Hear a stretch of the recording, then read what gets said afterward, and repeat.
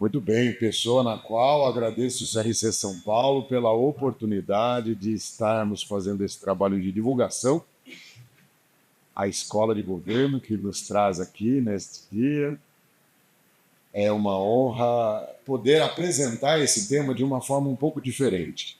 Estamos escrevendo um material sobre o PCA específico.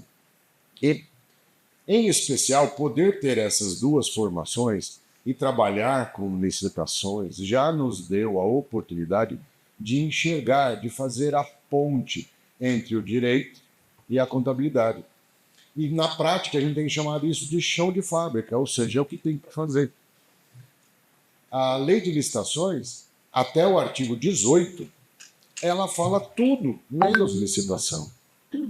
Do 18 em adiante, aí nós estamos começando o que a gente chama de certame licitatório.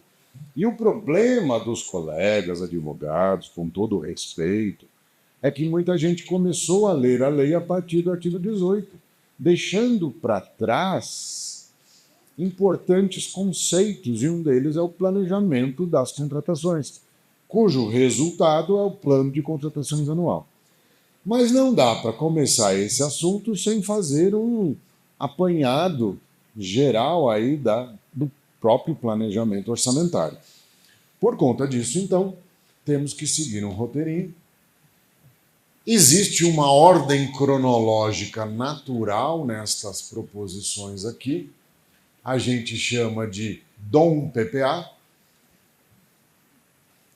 Por que é o DOM PPA? Porque é diretrizes, objetivos e metas.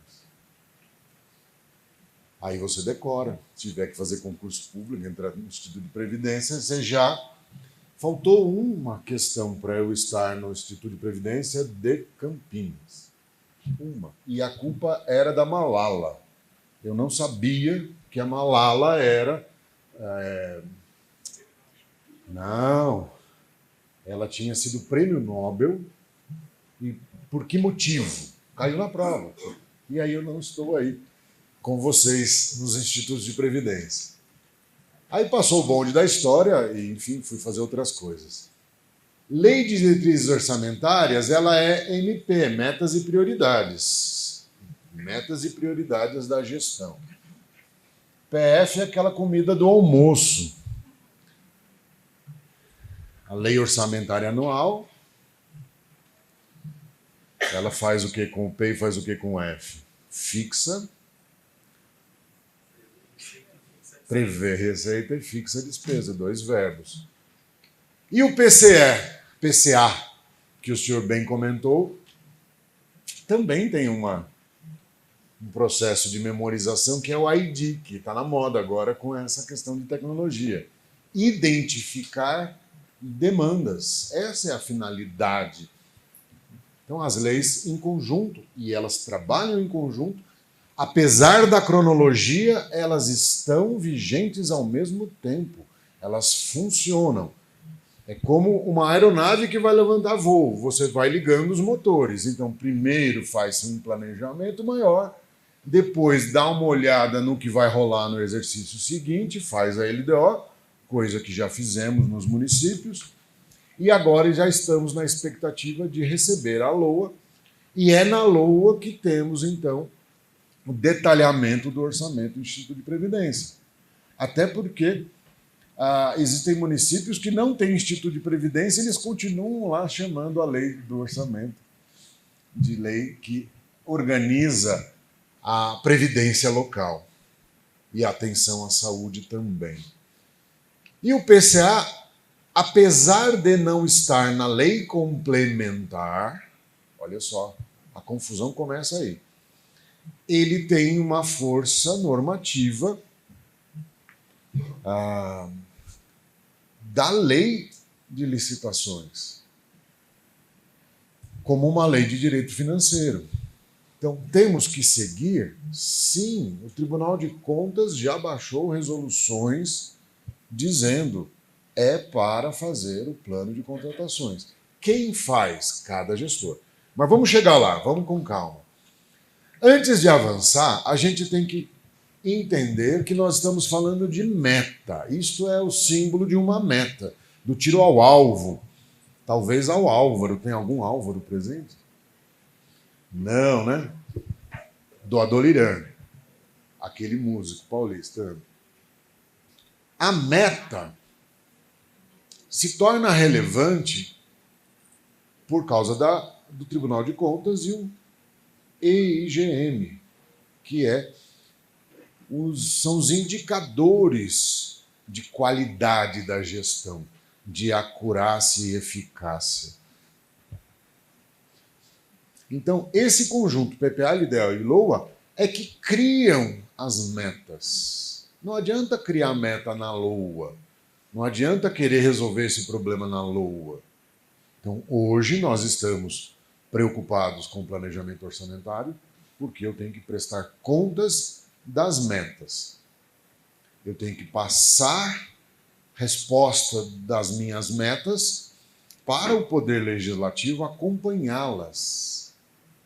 E o controle interno de cada ente, segundo o Tribunal de Contas do Estado de São Paulo, que reforça esta ideia, lá no inciso 1 do 66, fala que essas metas são avaliadas física e financeiramente. Então, quando saiu a lei de responsabilidade, eu li a lei, entendi que teríamos a avaliação do controle interno, das metas. Só que na prática, passou 20 anos e isso não aconteceu. Por quê? Porque o foco foi dado para as finanças, para as metas financeiras. Perdão, metas fiscais aqui, né? Essa interpretação da lei de responsabilidade fiscal para o cumprimento de metas fiscais, metas que estariam nos anexos de metas e riscos fiscais tomado pelo conjunto para buscar o primeiro combate que a Lei 101 trouxe, que foi combater o déficit. Não sei se vocês se lembram, primeiro ano de governo, esse ano, por exemplo, estaríamos vendo os nossos prefeitos dizer assim, olha, as coisas vão mal em Indaiatuba, porque eu estou pagando as contas da gestão anterior. Senhores, faz 20 anos que isso não está mais no noticiário. Quem é mais jovem, como essa moça aqui, ela nunca soube que os prefeitos faziam isso, que eles vinham, a cidade ficava parada e ninguém falava nada. Então isso já é um resultado que a lei trouxe, silenciosamente, mudou o cenário. Mudou o cenário. Mas era só esse o recado? Não. A lei queria também que o controle interno cuidasse dessas metas financeiras que são metas... Perdão, estou fazendo uma confusão aqui. É metafísica e metafinanceira. Entenda, metafinanceira é essa do anexo de metas fiscais e riscos fiscais. Riscos fiscais, só os do regime próprio de previdência, porque o resto... e as ações sucumbentes ali no Poder Executivo, cuidadas pelo gabinete. O resto, ninguém materializa isso nas demonstrações, os verdadeiros riscos que temos na nossa contabilidade. Mas metafísica, física é quantitativa, é quanto de entrega de política pública. Então, isto aqui que nós estamos vendo chama-se política pública. Nunca leiam de outra maneira, a não ser, olha, estou fazendo a LDO. O que você está fazendo? Você está trabalhando um conjunto de políticas públicas. Estou fazendo o meu PPA. Estou trabalhando o conceito de políticas públicas. E vou fazer a LOA, política pública. Vou fazer o PCA, política pública. Trata-se da entrega de bens e serviços à sociedade. Algumas delas são voltadas para a estrutura administrativa, ou seja, elas não são finalísticas, elas são de gestão apenas, e outras, como educação, saúde, previdência, metas finalísticas, que envolvem diretamente o bem-estar da população. No nosso caso, previdência, o bem-estar do conjunto de servidores locais. Mas a Previdência Nacional todo o conjunto de cidadãos, trabalhadores que contribuíram. Políticas públicas, como resolver tudo que será entregue. Se você abrir a mente e começar a pensar desse jeito, as coisas vão melhorar muito. Aí você entende que tem um controle interno que precisa acompanhar as políticas públicas, as entregas físicas, que necessariamente vão consumir recursos financeiros. Não há como falar em dotação sem associar a ideia, de um lado, do dinheiro. Vocês conhecem esse conceito de que dotação é um balde e o conteúdo, o líquido, é o dinheiro? Então, a dotação é o crédito orçamentário. Pensa aí num balde.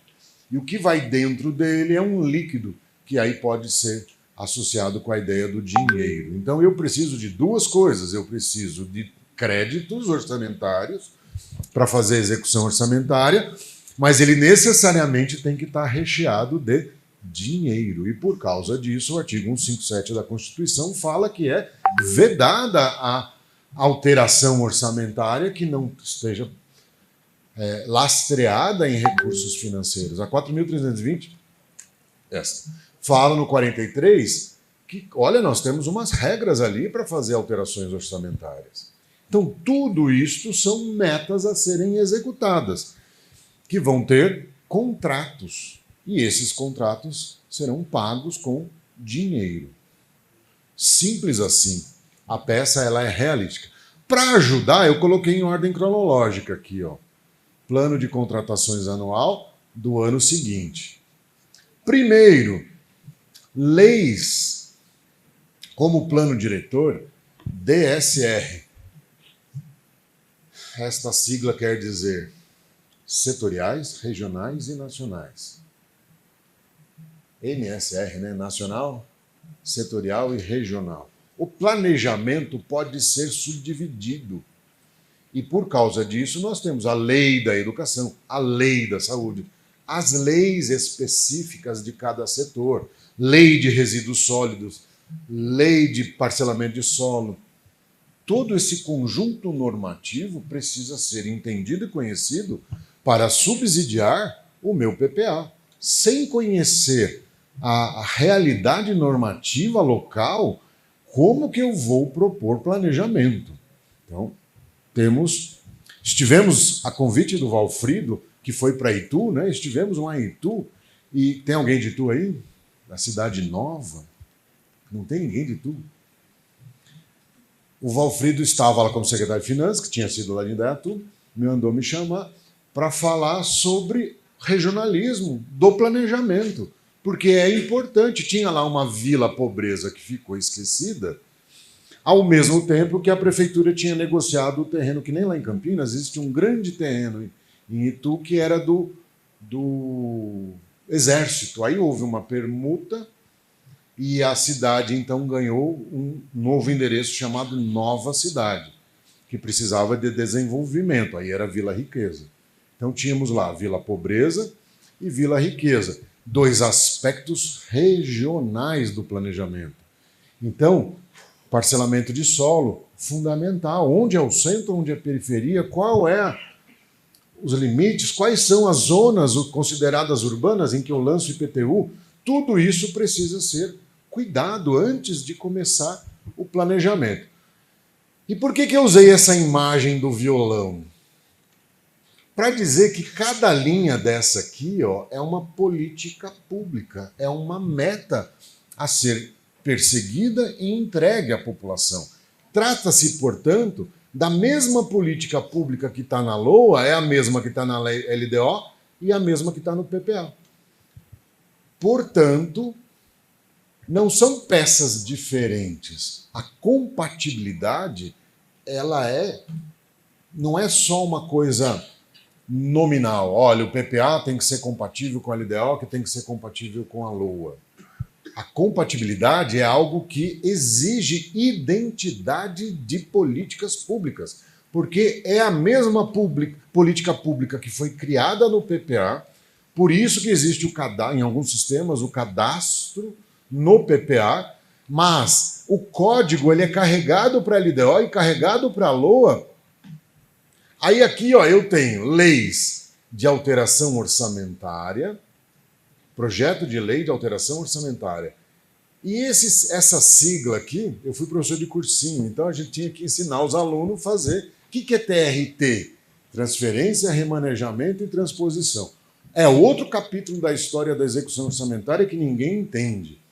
Que isso não tem nada a ver com crédito adicional, crédito especial, como nós vamos estudar. Mas elas existem a partir do início da execução. Na execução eu tenho o RGF 1, 2 e 3, prestação de contas anual, créditos adicionais suplementares e créditos adicionais especiais. Ficou ruim aqui porque eu tirei isso de um vídeo. Eu não achava mais esse material. Aonde ele estava originalmente criado eu não tive acesso. Enfim, capturei lá do meu vídeo e trouxe aqui, de uma audiência pública, para vereadores, para dar a eles a ideia de que eles fazem um acompanhamento pelo Poder Legislativo das políticas públicas que o Poder Executivo propõe. E o órgão de previdência não é diferente, apesar de ser a auto-organização, né, um problema do órgão de previdência, estar limitado a isso, compreender a política local e compreender o valor da peça que você ajuda a compor. Assim como outras fundações, o próprio Poder Legislativo, não entregam políticas públicas também, mas não de forma como o Executivo faz. Então aqui falei do artigo 18, a fase preparatória do processo licitatório é caracterizado pelo planejamento e é compatível com o plano de contratações anuais, que é compatível com as leis orçamentárias. Então, está escrito no 18 a necessidade de que isso esteja compatível com isso, com isso e com isso. Aliás, a necessidade de que a contratação esteja compatível. Vamos ver de novo o que está escrito aqui. Ó. O processo de contratação ele tem que estar compatível com o plano de contratações. É o primeiro passo, que está previsto no 12. Sempre que elaborado. Não é alternativo. Porque existe aquela confusão se a lei geral ela é uma norma específica ou ela é uma norma geral de finanças. O legislador ele sabia disso, ele estava legislando para a União. Mas ele sabia também que ele estava legislando para estados e municípios. E para estados e municípios ele não tem poder de dizer. Ele não tem... A lei 14.133 é uma regra geral que precisa ser regulamentada. A União fez esse processo de regulamentação de forma excepcional e começou antes da própria 14.133. Esse texto é resultado do atrito entre as ideias sobre licitações dos órgãos públicos federais, Tribunal de Contas da União, as suas resoluções, as suas diretrizes em relação ao gasto público, para daí formar a lei, o conceito que está na lei. Então ele foi... o ministro Nardes, um contador, teve um papel importante nesse processo de aproximar o TCU do chão de fábrica e sair daquela visão jurídica e apenas jurídica, que era a visão formal de gastos públicos.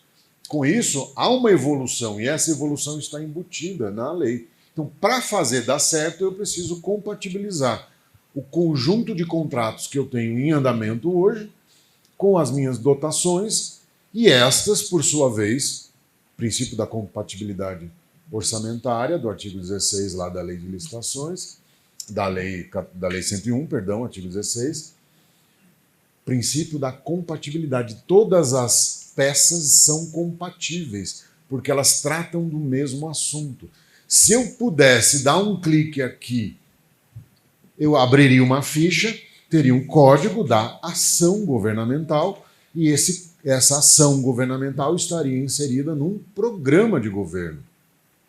Então, Existem metas definidas para o programa, que são metas gerais. Valfrido teve o desafio de diminuir a criminalidade, ele me chamou lá para fazer isso em Indaiatuba, diminuir a criminalidade infantil, sendo que o orçamento municipal não tem gasto nessa direção. Então, como eu vou idealizar uma política pública de saúde, de educação, de assistência social para diminuir criminalidade? Aí que começa a funcionar a ideia de que os gastos corroboram para a entrega de uma política pública. E aí você tem uma meta a perseguir. Combate a... o nome técnico não é criminalidade infantil, é uma outra coisa, mas tem a ver com o jovem infrator, gente sem direção no esporte, sem espaço no ambiente social, enfim. Todas essas políticas públicas nós cuidamos lá. Mas para dizer assim, eu clico aqui, aparece a ficha do programa, eu clico de novo, ele subdetalha no programa quais são as ações, e essas ações governamentais podem ser de diferentes secretarias, diz a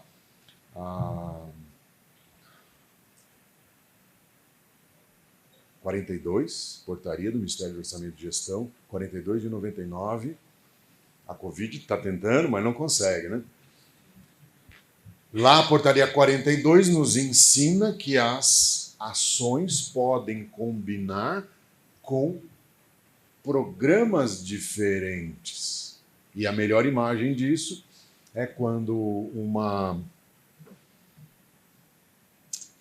aquele cachorrinho, né, a cadelinha, dá à luz, ou então a vaquinha dá à luz. A vaquinha é muito grande, mas a porquinha, aí o porquinho vem mamar na cadelinha e o cãozinho vai mamar no porquinho. Esse arranjo é o futuro das políticas públicas para se conseguir atender às metas e reduzir os custos.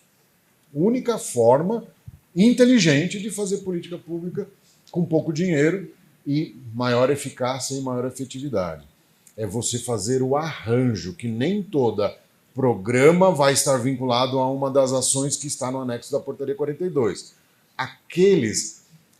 Aquelas subfunções que estão lá no anexo da portaria 42, me perdoa quem não conheça esse material, procure conhecê-lo, né, o anexo da portaria 42, porque ele também foi mal interpretado. Quando ele foi lançado, todo mundo achava que no grupo de saúde, como uma função, haveria subfunção saúde. E aquelas subfunções só poderiam se conectar com a função saúde.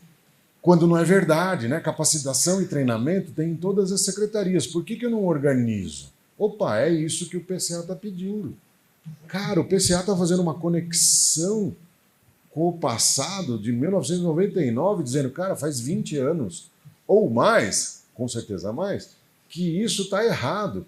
E que quando você fala em gerar capacitações, você tem para todos os servidores. Ah, mas são de diferentes áreas. Ok, mas treinamos todo mundo junto, porque no fim das contas, o objeto, a entrega é a mesma, salvo, né, os pontos específicos aí. Enfim, portaria 42, anexo 1, tem função e subfunção. Dizer que as subfunções, que dão característica para as ações governamentais, podem se combinar com vários programas. Um exemplo disto é quando eu posso deixar previamente decidido, sem requerimento, que lá no jogo de futebol do campeonato municipal vai ter uma ambulância pública disponível. Que não seja o campeonato inteiro, mas, cara, na final, pelo menos, para sair na foto e ficar bonito. A foto da final com uma ambulância, que nem é na televisão que a gente vê o campeonato particular. Claro, estou brincando, a segurança do atleta é mais importante do que política. Então, a ambulância de plantão lá, sem pedir um requerimento, porque alguém da saúde já sabe que estava no planejamento uma ação que se conecta com o esporte. Outro exemplo, lá em Uberaba, Minas Gerais, se tiver alguém aí, uai, muito prazer. Lá em Minas Gerais, em Uberaba, tem a Unidade de Atenção ao Idoso. Qual é a sigla? UAI. que faz o quê? Faz atenção ao idoso. Ok, como? Prática de saúde pública. Ah, legal. Então tem ação governamental da saúde num órgão, num prédio que seria de assistência social. Fazendo esse cruzamento do anexo da portaria 42. Tem terapia ocupacional, tem alunos da rede pública indo ouvir os velhinhos que lá estão contarem histórias no tempo do contraturno. Os alunos saem da escola mais próxima, vão até lá, ouvem as histórias, entretêm os idosos que lá estão e depois deixam a contribuição. Fora isso, tem alimentação para o idoso. Enfim, um programa inteligente, bem planejado.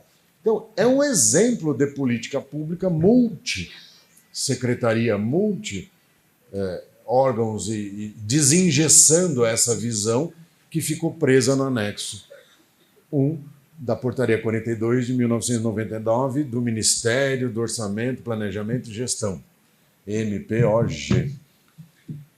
Que é a base, né? Na direta já, a população, os jovens diziam assim, olha, queremos políticas públicas. E hoje as políticas públicas estão aí. Só que a gente não absorveu esse conceito. As coisas foram sendo capturadas meio Frankenstein, tudo. Então, basta reunir tudo, entender que é a política que tem meta. Se eu estiver falando, para isso eu preciso fazer segregações analíticas, esse é um nome que eu acabei criando. Eu preciso tirar uma faixa do orçamento que estava junto com a assistência social, que seria gasto aquele dinheiro, uma meta financeira, uma meta fiscal, uma dotação. Mas eu segrego e coloco um nome bonitinho para eu acompanhar, para o legislativo acompanhar e para a população acompanhar. E o jornalista vai e entende isso. E fala, olha, tem um programa. Exemplo de programas já bem conhecidos. Um deles é o SUS. Talvez o programa mais organizado que a gente saiba lidar com essa visão. E eu criei o programa Mais Minhoca.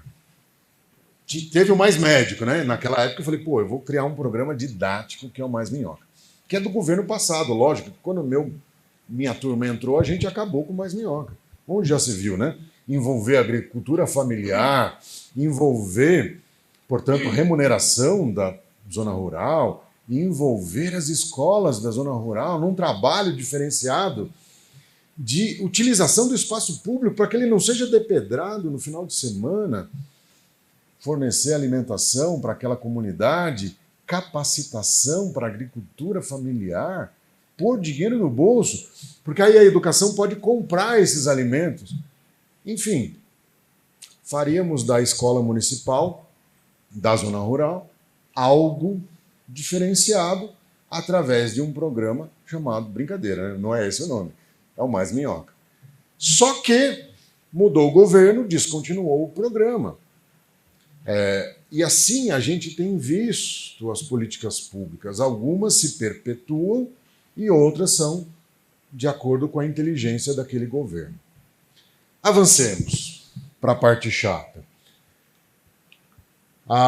Outra coisa, né? Estamos falando de crédito orçamentário, né? E na lei são obrigações contratuais assumidas. Toda ação governamental, aliás, todo contrato tem uma cláusula que obriga a dizer a funcional programática. Todo mundo sabe disso, mesmo quem não é do jurídico. Minha amiga que é do jurídico, cadê ela? Olha, já me abandonou? Rapaz, cadê ela? Fiquei triste agora. Toda política pública é entregue através de um contrato. Não é verdade. Tem política pública que é entregue através dos servidores públicos já contratados nessa relação contratual constitucional que a gente tem, concurso público. Mas tem política pública sendo entregue através de contratos para as atividades finalísticas e tem contratações para colocar materiais e serviços disponíveis para as políticas públicas ainda que elas sejam entregues pelos servidores.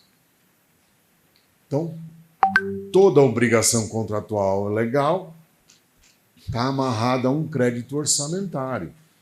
Aí a pergunta é, o que vem antes? O ovo ou a galinha?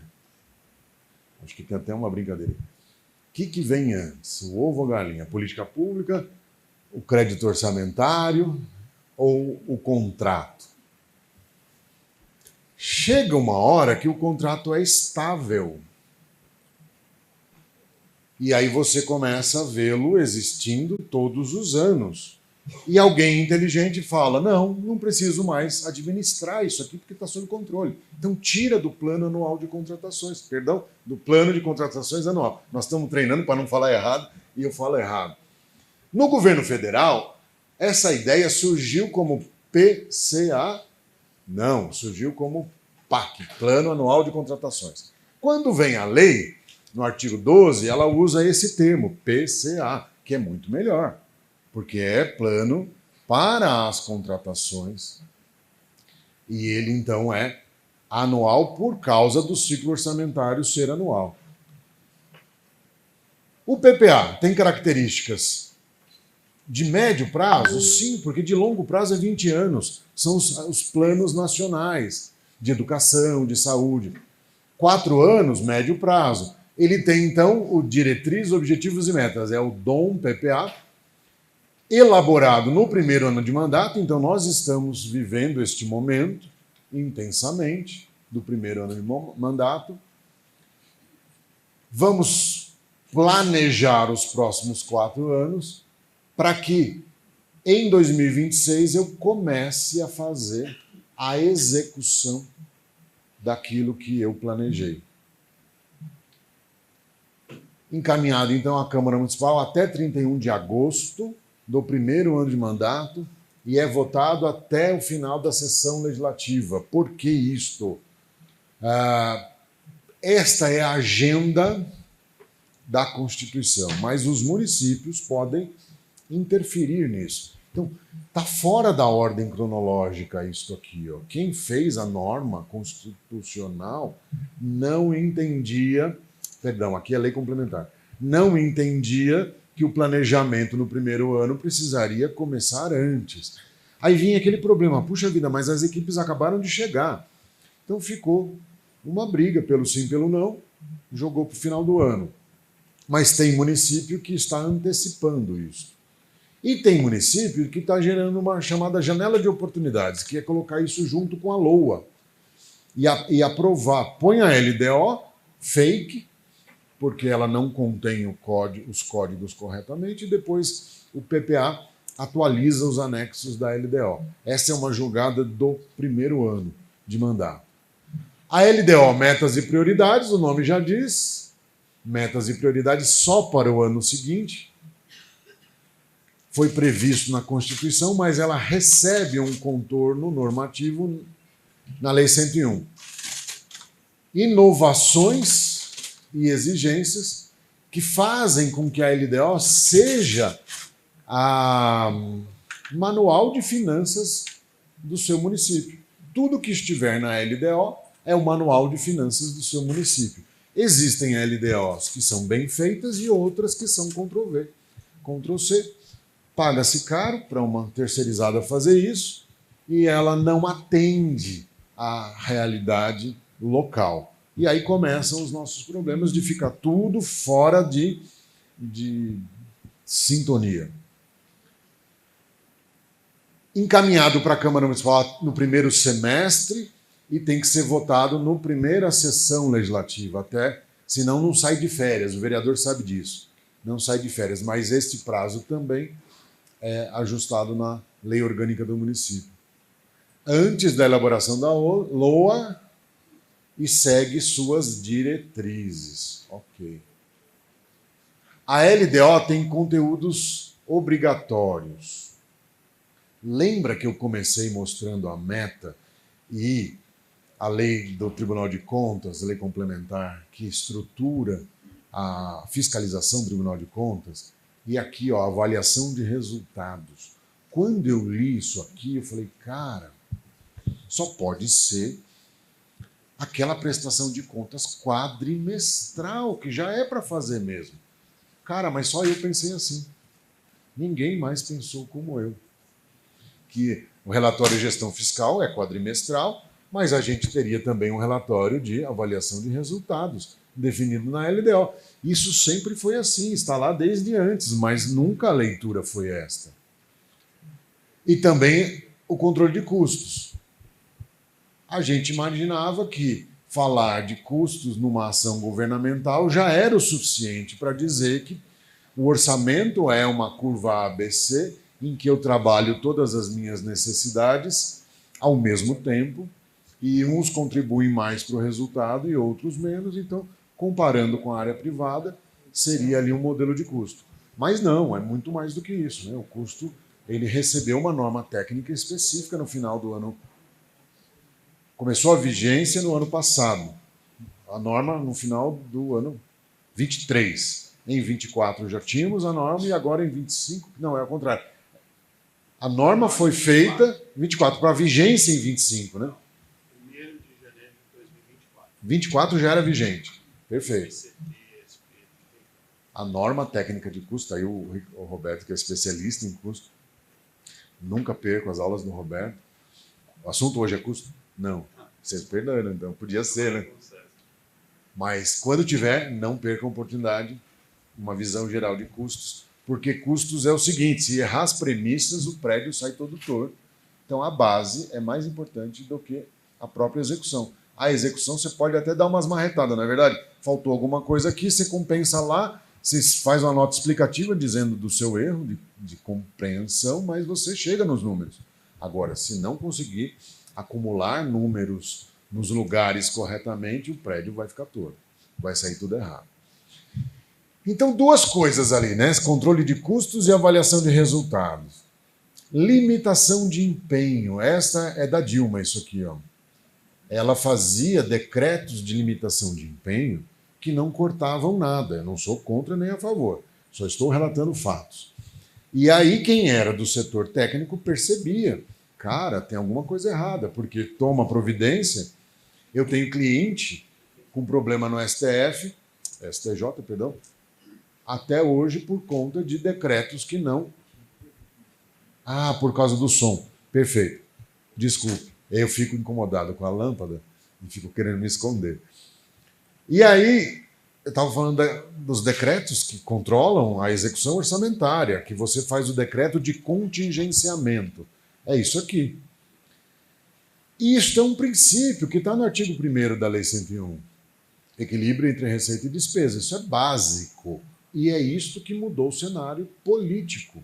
Não se pode mais gastar, junto com o artigo 42 da Lei 101, não se pode mais gastar mais do que se arrecada. Aí vem os conhecidos anexos de metas fiscais, riscos fiscais, e aqui, ó, compatibilidade com o orçamento. Aqui nasce o princípio da compatibilidade. E os artigos 14, 16 e 17, eles trabalham em conjunto para a gente manter o equilíbrio. Então, o 16 tem aquelas declarações que o ordenador de despesa tem que falar: olha, estou mandando um crédito adicional para o executivo, para o legislativo aprovar, por decreto. Só que isso não muda nada, tá bom? Tá, mas fez o estudo? Não, porque não aumenta a despesa. Cara. A 14133 está exigindo uma declaração do contador. Vocês já foram incomodados com isso? Sim, não, talvez. Sim. Em alguns lugares, continua-se com o hábito de substituir essa declaração por um extrato do sistema que comprova o planejamento, a existência de dotação, chamado de reserva. Senhores, a reserva nunca morou em nenhum fundamento jurídico. Não tem fundamento jurídico para reserva. Ela é prática. Nesse caso aí, você tem que ter os dois. Tanto a declaração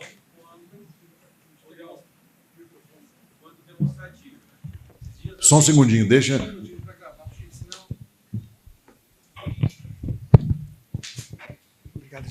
Nesse caso aí que você estava passando é o seguinte: toda vez que a gente vai fazer, vou ter uma despesa continuada, vou aumentar uma despesa continuada que vai seguir mais de 1 ou 2 exercícios. Perfeito. Aí você tem que fazer, no caso, a declaração do ordenador e fazer a demonstração desse impacto, informando que ele vai, meu orçamento suporta aquele impacto durante todo esse tempo, né? Exatamente, muito bom aluno. É isso aí. Tudo que for aumentar, a lei 101 não fala qual é o ato, qualquer ato que aumente. Então pode ser um empenho isolado, pode ser um projeto de lei, pode ser a contratação de servidores.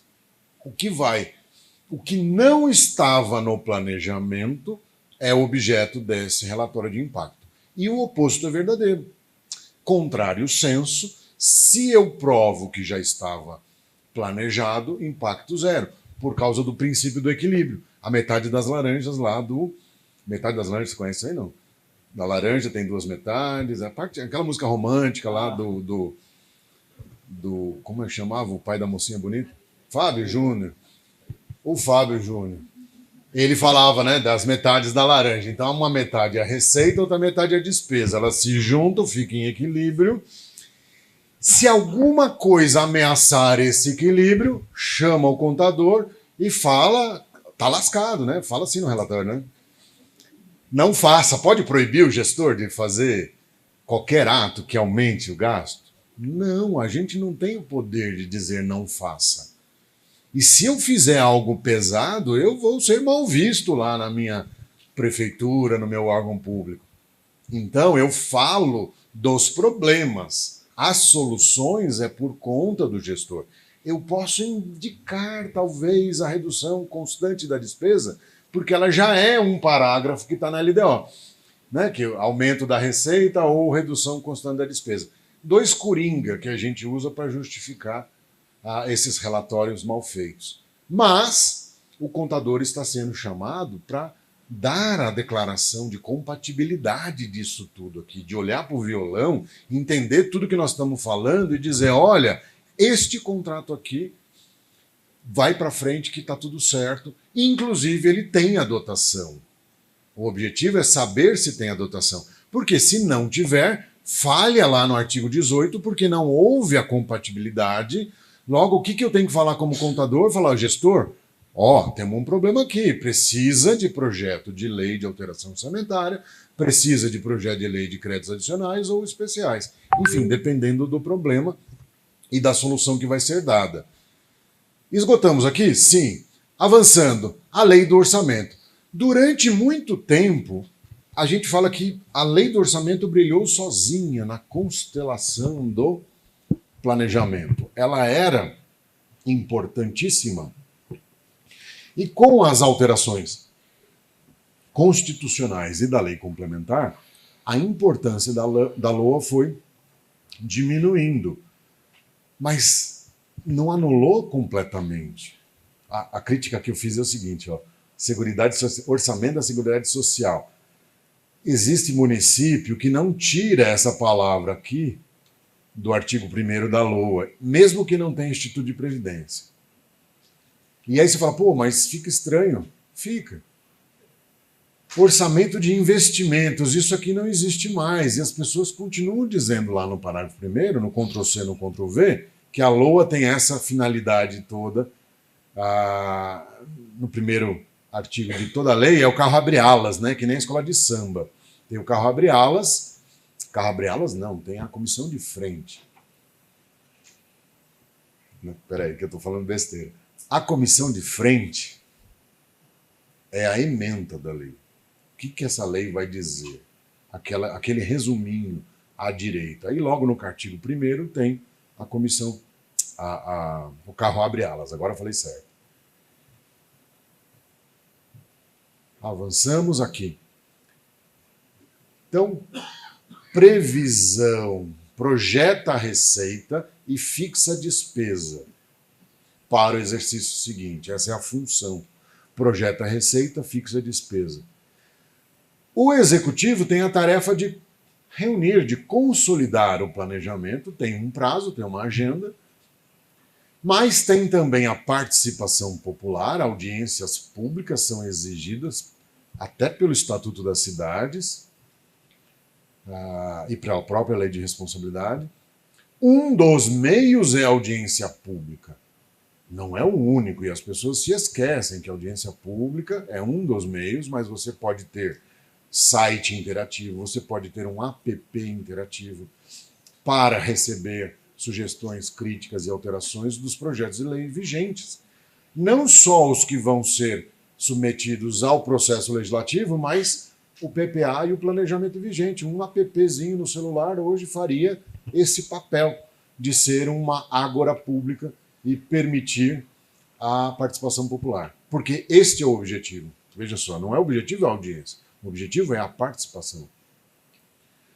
Acompanhamento bimestral, aquele relatório RRO, e o quadrimestral, que vai necessariamente no Poder Legislativo, que é o anfitrião dessa prestação de contas intermediária, que está prevista lá no nosso desenho aqui, ó. As prestações de contas intermediárias são esses aqui, ó, 3 vezes. A gente para analisar o que aconteceu. E o PCA, por fim, que é função de identificar demandas. Por isso que o documento chama DFD, Documento de Formalização de Demandas. E lá no artigo 18, volto aqui, ó, no artigo 18, vocês não vão ficar tontos, né? No artigo 18, eu coloquei essa crítica aqui, ó. Cadê o DFD? Ele não fala que o processo de licitação começa com DFD. Só que os colegas do jurídico insistem em dizer que tem que ter a formalização da demanda e mais autorização do gestor. E eu falo, cara, isso era 866. Não vejo na nova lei aonde está escrito que tem que submeter novamente ao gestor que já mandou publicar o plano de contratações anual. Então, houve um deslocamento para o ano antes. O planejamento das contratações é feito junto com o planejamento financeiro, um ano antes. A mesma técnica da LDO e da LOA. É um pacotão, é um caldeirão que você vai gerando todo o plano de voo que vai se iniciar no dia 1º do exercício seguinte. Então, se você tomar o cuidado, que aqui é 2 pontos e começam os incisos. No artigo 18, ele descreve o procedimento licitatório e não há inciso nenhum que exija o documento de formalização de demanda. Por quê? Este documento tem a função de identificar demandas. Feito onde? Nas secretarias, que são detentoras de demandas. Então, a saúde tem as suas, o Instituto de Previdência tem os seus, a educação outros. Cada setor da prefeitura que tiver um ordenador terá o seu próprio plano de contratações e os servidores ligados a esse setor farão documentos que encaminharão para o gestor, que dá um visto e manda isso para a central responsabilizada pela elaboração do PCA. É isto. Agora eu vou avançar rapidamente.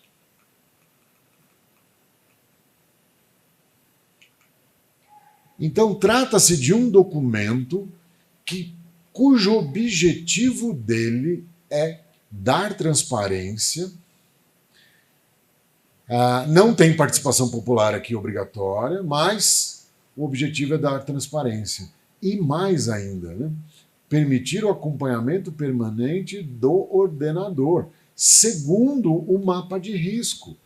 Quais licitações são mais importantes e quais são as que nós podemos postergar.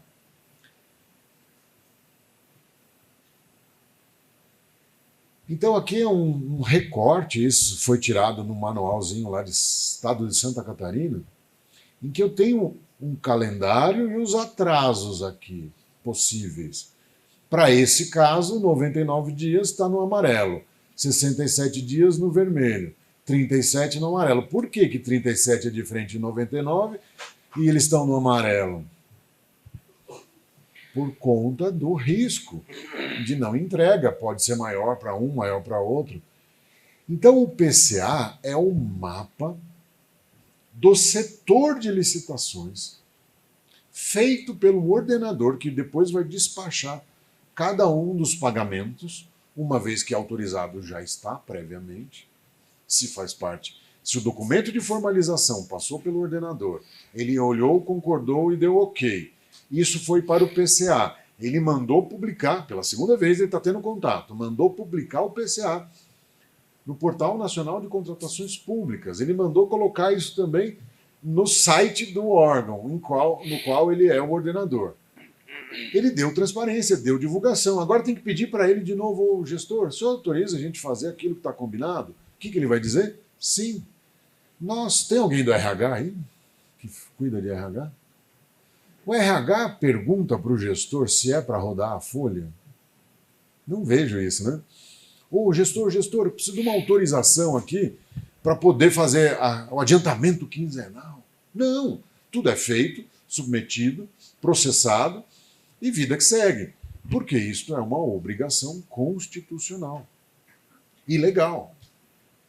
As nossas contratações, contratadas, assinadas, formalizadas em termos de instrumentos de contratação, tudo passado em papel, por que eu tenho que voltar lá e falar, gestor, o senhor concorda?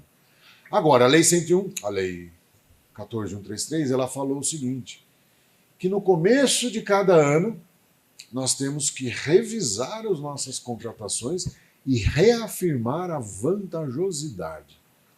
E todo aniversário de contratação, que pode não coincidir com o mês de janeiro,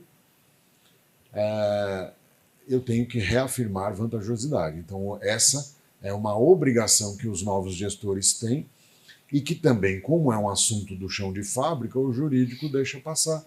Não vejo discussão, não vejo artigo de revista sendo criticando ou ensinando como fazer. Portanto, trata-se de um plano de execução das ações governamentais, com um calendário e prioridades, sujeito ao risco de não entrega. Ou ontem cheguei atrasado porque alguém lá em Atibaia, eu fui subindo a Fernão Dias, aí eu passei por... Luciano foi secretário lá? Bragança Paulista. Alguém em Bragança Paulista, que tem um trânsito excelente, resolveu pintar a faixa vermelha e obstruir 50% da via às 15h, numa terça-feira. Inofensivo, mas criou um trânsito de quilômetros. E por onde corta? Eu não sou local, eu não sei sair do trânsito. A rodovia passa por dentro da cidade, né? Enfim, foi um caos. Então, teria uma outra forma de fazer essa entrega? É uma terceirizada que não foi advertida? É um erro no edital de contratação? Eu poderia exigir que fosse nos finais de semana ou em período noturno? Como fazer essa contratação? Outro exemplo que está dando problema é a região de Guarulhos ali, saída da Marginal com as obras. Está um caos ali. E eu fico lembrando que na obra de ampliação da Marginal, que foi a que realmente resolveu um pouco do problema, que colocou a terceira via do meio, aquela obra foi feita a toque de caixa, trabalharam dia e noite e não incomodou. A obra aconteceu. Quando você viu, a terceira faixa da Marginal São Paulo estava sendo entregue. Formas de contratar, melhor ou pior, com mais ou menos cuidado ao escrever as cláusulas. Faz toda a diferença. Então existem dois riscos. O risco da contratação e o risco da gestão das contratações. Como que eu vou fazer a entrega? Ah, mas está em cima da hora, eu vou ter que fazer na terça-feira. Então não tem como planejar. Créditos orçamentários, né? Também chamados de dotações. Houve uma evolução normativa quando o assunto é dotação, quando o assunto é crédito. Qual é o nome disto, né? A 14.133 não está preocupada com isso. Mas a portaria 42 Quando ela tratou dos conceitos de ação e de programa, ela deu um nome para os nossos créditos e criou o orçamento sintético. Porém, no estado de São Paulo, o artigo 15, Tribunal de Contas, ele é extremamente rigoroso e o Paulo Massaro tem um vídeo dele gravado do tribunal dizendo que vale o artigo 15 da 4.320, que fala que é por elemento. E eu não posso fazer orçamento sintético. O que é o orçamento sintético? É o orçamento por ações. E depois eu desdobro essas ações da forma com que a execução exigir. Muito bem, com os elementos e subelementos, que tem a ver muito mais com os nossos contratos do que com o planejamento de metas. Como eu vou entregar as políticas públicas é uma segunda fase, é a fase do PCA. Aí sim, no PCA eu tenho que me preocupar não só com o elemento, como também com essa ideia de subelemento e buscar reunir. Uma das funções do PCA é reunir as demandas. Então eu tenho que identificar demandas e reunir as demandas para fazer uma licitação e resolver o problema de várias secretarias ao mesmo tempo e reduzir o custo operacional de contratações. Esse é o objetivo. Muito bem. Aquela declaração que o contador tem que fazer, dizendo que está tudo certo, planejamento ok, pode decolar, e se não tiver a dotação? Aí vem a sugestão. Olha, precisamos mandar um projeto para a Câmara alterando o planejamento. Mas você vai alterar só a LOA ou você vai alterar tudo? Aí depende. Então, tem horas que é um crédito adicional suplementar, tem horas que vai ser um crédito especial e o extraordinário a gente normalmente não tem. Talvez a Covid alguém usou, mas não temos notícia disso. Porque junto com esse crédito extraordinário de guerra, vem também a receita de guerra. E aí faz sentido eu arrecadar de uma forma que atropela o planejamento oficial por conta de um objetivo de guerra. Mas de calamidade também. E vivemos na Covid uma calamidade, mas nós não tivemos o imposto da calamidade. E temos ainda alterações orçamentárias no planejamento, transferências, remanejamentos e transposições. Transposição, mudança entre órgãos, remanejamento entre programas de uma mesma unidade. Então aqui está trocando o programa, a porquinha, a cachorrinha, a cadelinha. E aqui está fazendo dentro de um mesmo programa, trocando os filhotinhos só. Sai dessa aqui, vai para lá, aquele vem para cá, pode. Opa, se tiver trabalhando com órgãos diferentes, projeto de lei até para equilibrar isso aí. Então a CF proíbe fazer isso aí sem autorização legislativa e sem a existência de recursos financeiros. Então você tem que identificar. Se eu estiver falando de um crédito... Opa, aqui ó. TCU dizendo contabilidade, não tem problema fazer o registro contábil. Por quê? O que é ilegal é o ato administrativo. Agora, a contabilidade tem obrigação de registrar, ainda que seja um absurdo, um equívoco. Mas nosso trabalho é cara crachá, né? Me dá o fato que eu te dou o lançamento. Conto o que aconteceu, eu descrevo o que aconteceu para quê? Conta o fato. Muito bem, Antônio. Legal essa contar o fato. O fato é o histórico. Com quem eu discuti aqui contabilidade ontem é ciência humana, por causa do histórico. Não fosse o histórico, seríamos engenheiros de computação. Ah, não, seríamos outra coisa. Mas é isso, ó. TCU dizendo, faça o registro, independente das aberrações. Suplementares, especiais e extraordinários.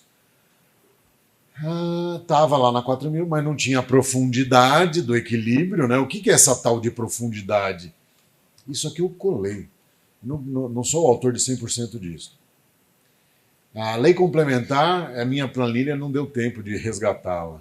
Eu tive um problema seríssimo com o meu notebook, todo o meu material ficou lá numa conta do Microsoft Nuvem, OneDoc, que eu não consigo acessar, ele não me deixa pegar. Minhas coisas estão guardadinhas lá. Não alterou, mas trouxe artigos que representam evolução normativa, que combina as duas regras, né?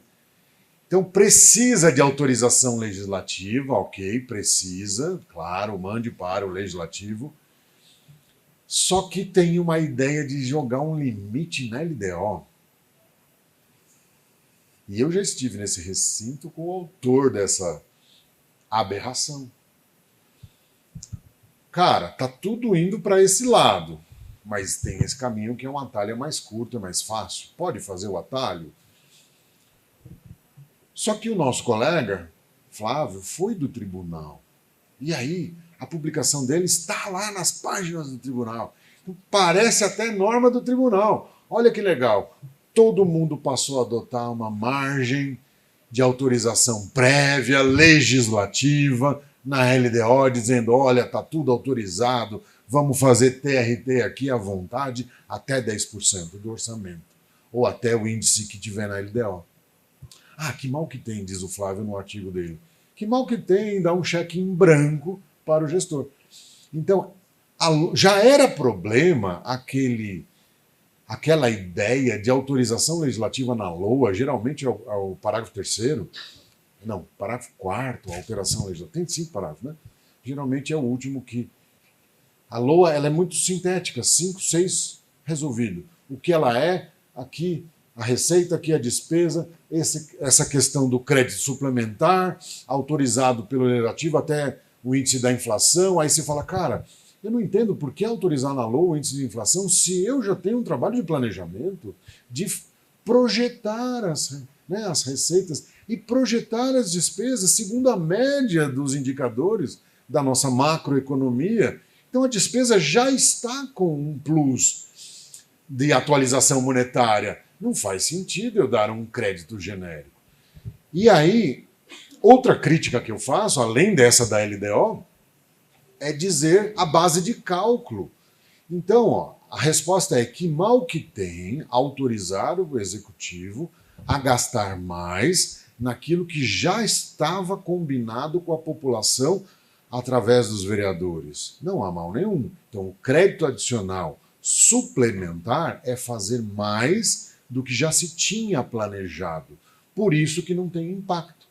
O suplementar, você não aumenta... É, sim, temos que...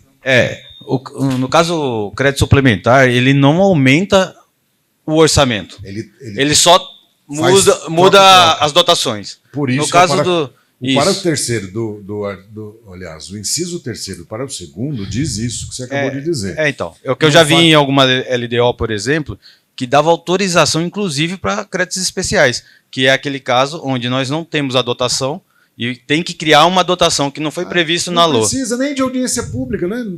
Troca, atropela, né? Tipo, você não estava previsto isso na LOA, mas aí você pode fazer. Faz aí. 10%. Então, eu entendo que vai contra, no caso contra a LRF, né? Sim. Porque você está tirando a prerrogativa da Câmara, do Congresso, no caso, de você dar autorização em lei.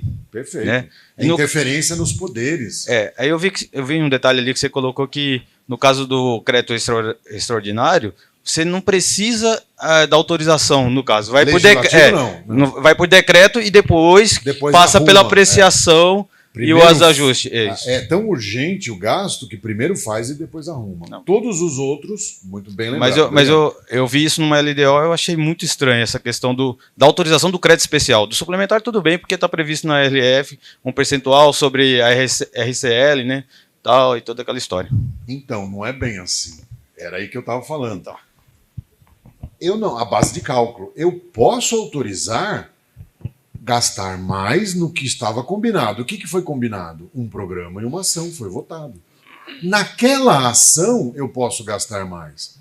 Eu não posso pegar 10% do orçamento e escolher aonde eu vou colocar o meu excesso.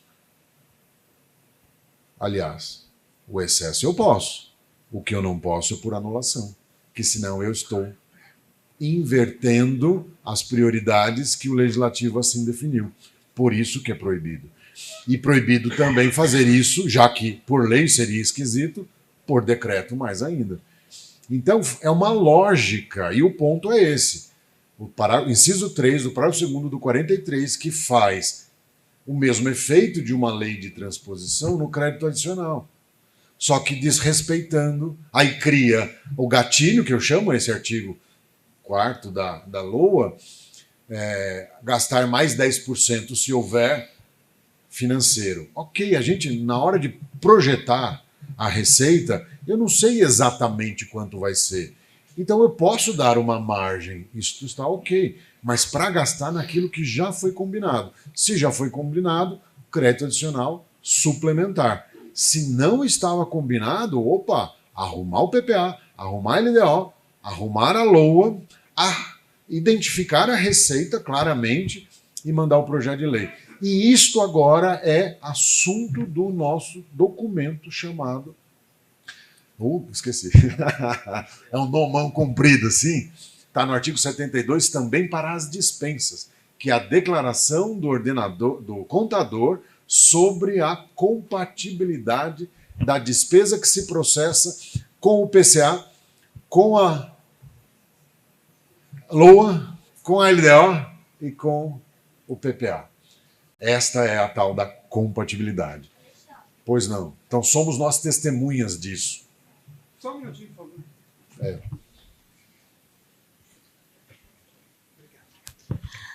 Alexandre, eu tenho uma dúvida em relação ao município, né, que decretou a segregação de massas.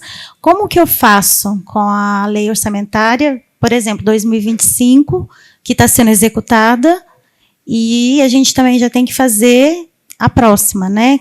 Como que eu tenho que fazer essa parte dos créditos, a separação?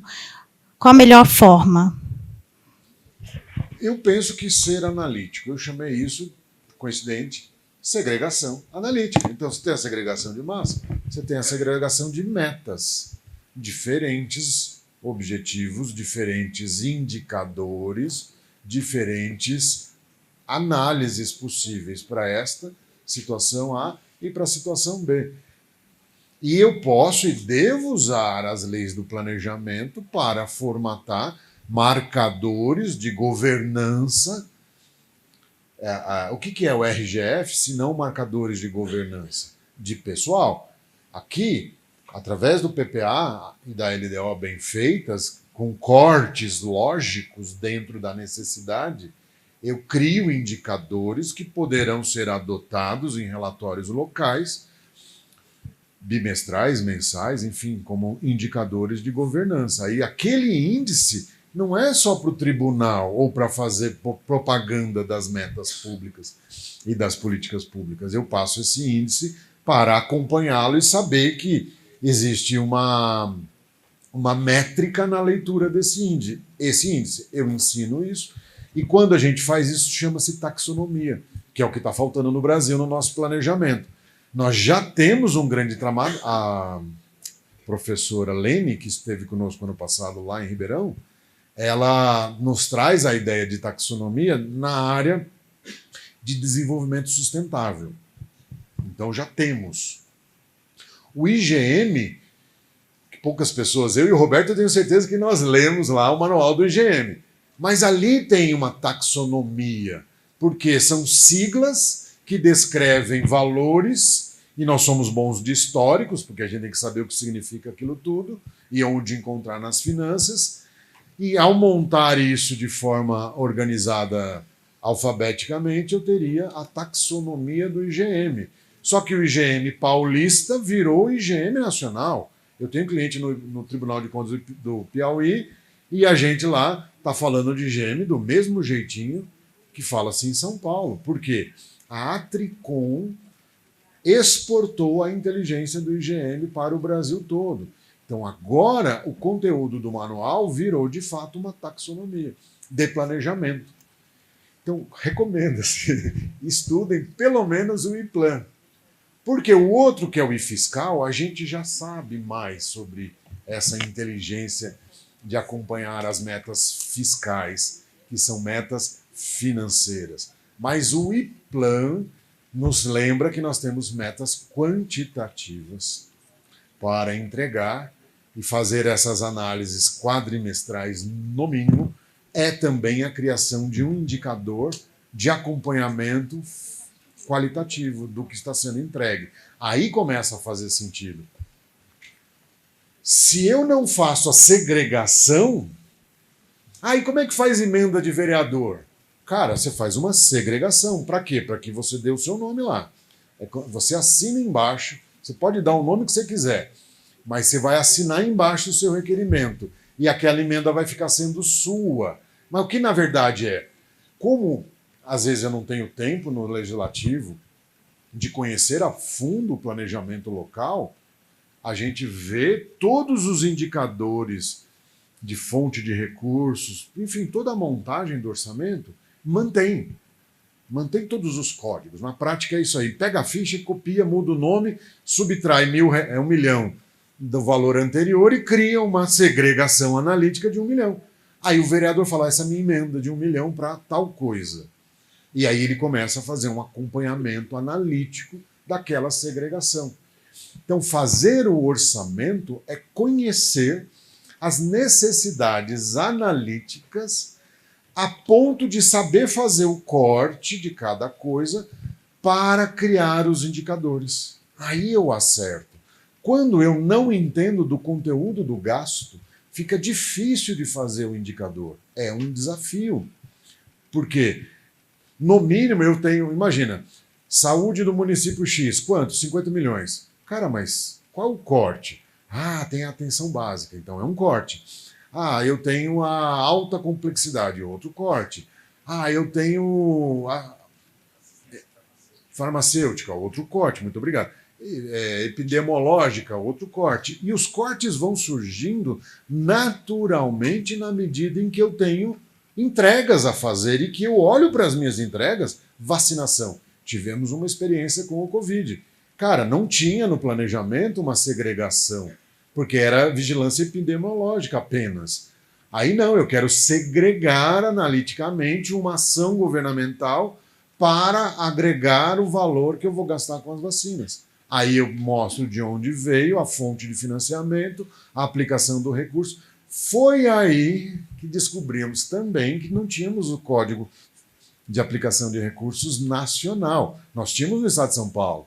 Aí nacionalizou esse código. E como ficou nacional, agora é mais fácil de ler, porque a inteligência é compartilhada com outros intelectuais e estudiosos, enfim, melhorou muito. Temos o que falar mais aqui de créditos adicionais. Então, uma emenda impositiva pode ser vista como um crédito adicional? Pergunta-se. Pode. O processo é idêntico. Você faz uma segregação analítica, você cria um indicador de entrega, e o que o vereador fica fazendo? Batendo lá no gabinete, perguntando, e aí, como que está a minha entrega? Porque ele, então, passa a ser o porta-voz dessa política pública que ele ajudou a criar. E isso faz muito sentido, politicamente falando. Para nós, no Executivo, cara, é só mais um... É mais alguém fazendo o telefone tocar. É só mais alguém pedindo coisas. Quanto eu tenho? 0? Menos 1? Menos 2? 5 minutos? Encerramos? Beleza. Pois não. Espera um pouquinho que tem que falar no microfone. Tá aqui, ó. A gente elabora o PPA, o orçamento, a LDO, LOA, beleza. Mas, no caso das emendas impositivas, quem tem a obrigação de retificar esse orçamento depois? E o PCA? Quem que tem que ser acionado para isso? Então, porque todo ano as emendas impositivas mudam. A minha origem é a Câmara Municipal, onde lá tudo começou, né? Eu tenho, então, um amor, um apego, não sei porquê. Aí, e como é que eu faço autógrafo dos anexos no Poder Legislativo? Impossível. Aí nós criamos, com base numa experiência de Taquaritinga, tem alguém de Taquaritinga aí? Fantástica contribuição para a humanidade. A abertura de crédito feita quando? Quando for executar a emenda. Como se fosse um crédito adicional. Falei, pode ser assim? Pode. Lembra? Lá em 2017, 2018, isso tudo estava acontecendo. Eu lancei um manualzinho de emendas. E lá já falava em segregação analítica. Aí eu pensava o seguinte, no executivo, no legislativo, nós não temos condições de readequar o orçamento por conta da influência das emendas. Aí nós criamos na LDO um anexo de emendas impositivas. Aproveitamos para criar na LDO pedindo que a LOA tenha esse anexo, lá na LDO. A LDO é o seguinte, se a LDO falar que a sua LOA é cor-de-rosa, com papel cor-de-rosa, você vai mandar para o legislativo com papel cor-de-rosa. A LDO tem essa função de dizer como vai ser a LOA. Então criamos um anexo lá. Aonde eu vou, eu tenho um anexo de programas e ações. Muitos municípios não têm isso, para fazer essa leitura conjunta. Mas criamos também um anexo de emendas impositivas e um anexo de outras emendas. Para quê? Para que o executivo se obrigue por lei, votada e passada, sem ter que abrir o anexo. Mas na experiência do governo federal, existe uma senha e o planejamento é do governo, não é do Poder Executivo. Então a emenda ela é inserida num sistema que altera os anexos diretamente. Quando sai o autógrafo, já sai do Legislativo com a emenda posta, os efeitos da emenda já aplicados nos anexos. Essa foi a sua pergunta, né? Sim. Perfeito. Então, uma solução inspirada numa coisa que eu vi lá em Taquaritinga. E eu falei, cara, isso vai dar certo nas emendas, por acaso, e deu muito certo. A gente consegue ter a legalidade para votar sem ter o compromisso de mudar anexo, porque a gente não tem as ferramentas. Qual que é a solução? Com o SICONF, eu imaginei que eu seria a voz, né, ouvida e que eu conseguiria dizer, olha, é uma coisa só, é um sistema só, então o planejamento é liberado para a Câmara também. Mas não chegamos a essa evolução. Cena dos próximos capítulos. Já falamos tudo isso, autorizados por lei específica. O Tribunal de Contas, falando das ODS, que é uma preocupação desde então, né, da visão da sustentabilidade. Acabei de citar a professora Lene, lembrando da taxonomia da sustentabilidade, então nós temos que rever o nosso texto e adequar, como se fosse um trabalho de intérprete, colocar as palavras certas nos projetos de lei. E a nossa contribuição, os dois documentos aqui, ó, do Tribunal de Contas, sugiro uma leitura que eles falam do PCA. A obrigatoriedade do PCA no Estado de São Paulo. Já encerrando, então, tenho que dizer que sou grato pela oportunidade de ter todo esse tempo, nunca tive todo esse tempo para falar desse assunto, para falar de créditos adicionais de uma maneira envolvendo o equilíbrio fiscal, envolvendo as ações aí de transferência e remanejamento, que são coisas diferentes e que isto tem a ver com essa declaração que a 14133 nos exige, que tem a ver com a estruturação do orçamento e que eu tenho que conhecer isso para dar a declaração que a lei está exigindo, até mesmo para as dispensas, que parece um pouco com o artigo 16 e aquele documento nos casos em que haveria aumento. Mas uma coisa que a gente fazia também é a declaração negativa lá. Olha, nesse caso não tem aumento. É isso que está acontecendo com as licitações. A gente tem que conhecer tudo para dizer, olha, nesse caso não tem impacto, nesse caso não tem aumento. E não é a reserva que vai substituir toda essa explicação que a gente pode dar. Eu tenho um modelinho já desse despacho da contabilidade, fazendo análise do PCA primeiro, depois fazendo análise do planejamento, da orçamento, dizendo qual é a dotação, basicamente é isso. Quando eu faço a reserva, eu mostro qual é a dotação, é automático. Então, resolve, sim, mas não é isso que a lei está pedindo. E mais, o que a lei está pedindo? Ela está pedindo para ver se vai dar certo a contratação. Porque, senão, é o momento de mandar o projeto de lei, de tomar as providências e fazer dar certo. Por isso que nós somos chamados a contribuir. Temos que entender de planejamento para contribuir nas licitações. Finalmente, nós fazemos, então, a governança das licitações. Senhoras e senhores, muitíssimo obrigado. Uma honra estar aqui.